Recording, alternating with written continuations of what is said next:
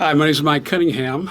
In the summer of 2016, I was asked to consider helping the church in their small group program, and I said yes. And then shortly thereafter, I went to Morocco in July, and was working with a pastor there in discipleship. And while I was there, one of my daughters-in-law had a miscarriage, and then when I got back in October, we were called to the hospital that my daughter-in-law worked at and found out that she was pregnant, 9 weeks pregnant, and then she told us she had aggressive B-cell lymphoma, and there was a real possibility she would not live through that. Shortly after that, in November 25th, my wife's mother had a major stroke and passed away. And you noticed all this started right after we said we'd help the church. And I think those things are connected. In January of 2017, my father passed away. And we were both admitted to MD Anderson at the same time. Jenna was already admitted along with her utero daughter. So there were 4 of us at MD Anderson at the same time. And then sometime in that same period, another one of my daughters-in-law had a miscarriage, her second one. And then in November, Jenna passed away after her stem cell transplant.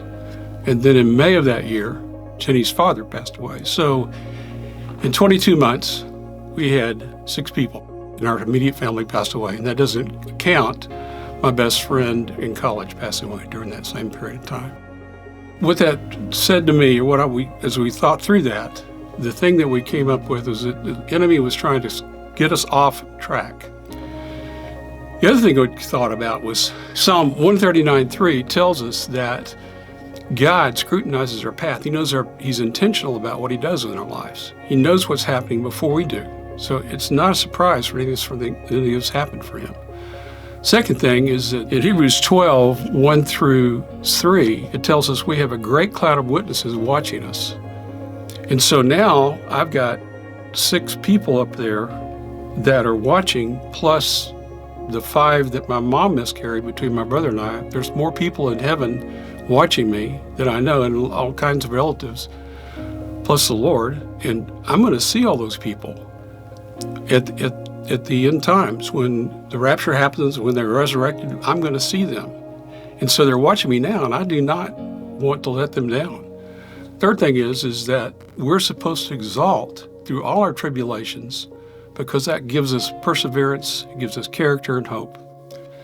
The thing that got us through this was that Jenny and I both had a real handle on the sovereignty of God. And we also had a real handle on the love of God. We studied both of those and spent a lot of time thinking through that. Now, in order to get through any trauma that we go through, to make it through to the resurrection, to the rapture, the things that we're going to be talking about on the end times.